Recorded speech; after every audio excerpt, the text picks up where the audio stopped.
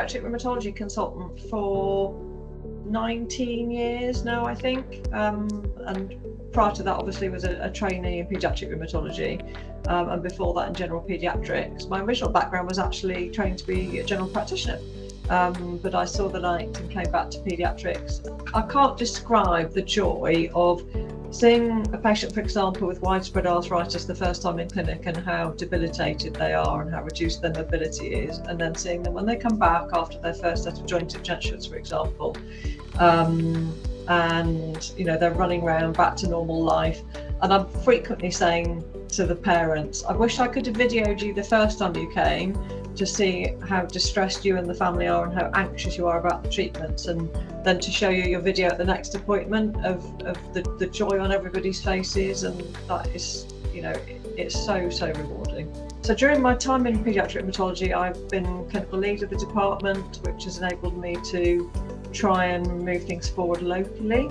And then I was fortunate to be able to be elected onto the Clinical Affairs Committee for the BSR 3 years ago, along with Rachel Tattersall.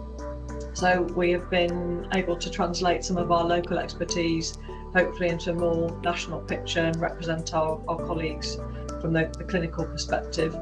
And then I'm absolutely delighted to be following in Jackie Clinch's footsteps as VP. Obviously, it's a nerve-wracking time following in such a giant's shoes, and Jackie has done such an amazing job and been a fantastic voice for our community. But she's left things in a fantastic state, so I'm hopeful that I can do as good a job as her. So I think probably the main priority is to continue strengthening the life course approach so that children and young people have equitable access to all the treatments that adult patients do, and also equitable education and access for training and things for the healthcare professionals for children and young people that the adult rheumatologists do across the BSR. Jackie's made massive strides in that respect, and the BSR has been really open to that, which is wonderful to see.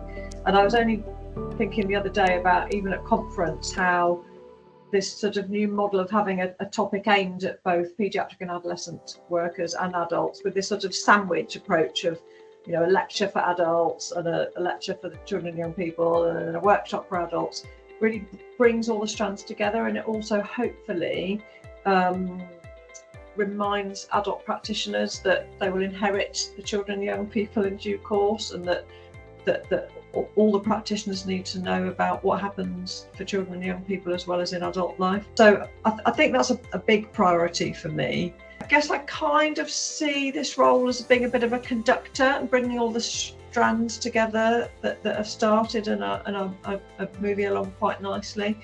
So things like that, we've now got paediatric girth with Flora and Gavin, very strong practitioners and amazing leaders at the helm of that, along with their commitment to Paediatric Quality Improvement Network. We've got Kate Alman in the CRG role, trying to bring together NHS England, and they're trying to revitalise the JIA pathway.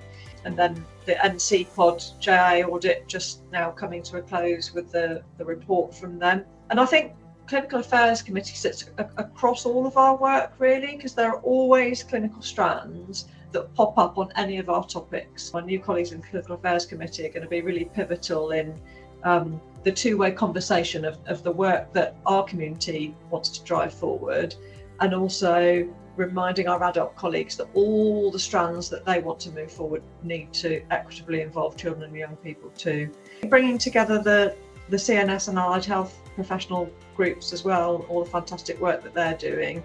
They're really pivotal to spotting new work that we need to do and new priorities that need bringing forward. And all of these areas, I think, if we weren't having that oversight, I think ideas wouldn't get shared. So I think sharing the ideas shares good practice and takes things forward, and also hopefully reduces duplication. The other area that will be invaluable is continuing work with our charity partners and strengthening the patient voice.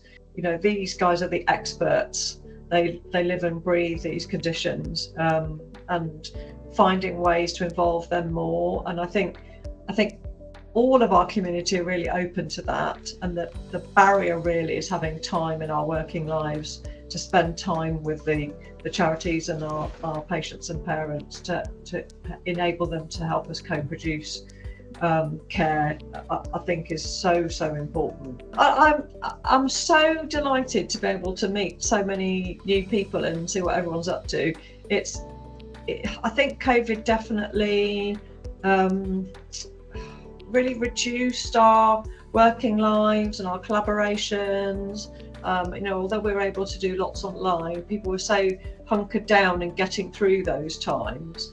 The last MDT Advisory Council and AGM, it was absolutely fantastic to be there in person, seeing these people that you know about but haven't had a chance to meet, and it's so different being in a room with them and hearing their enthusiasm and their drive, and that networking opportunity to catch up and share things. I think that chance to share and move together forward, I think we'll just go from strength to strength.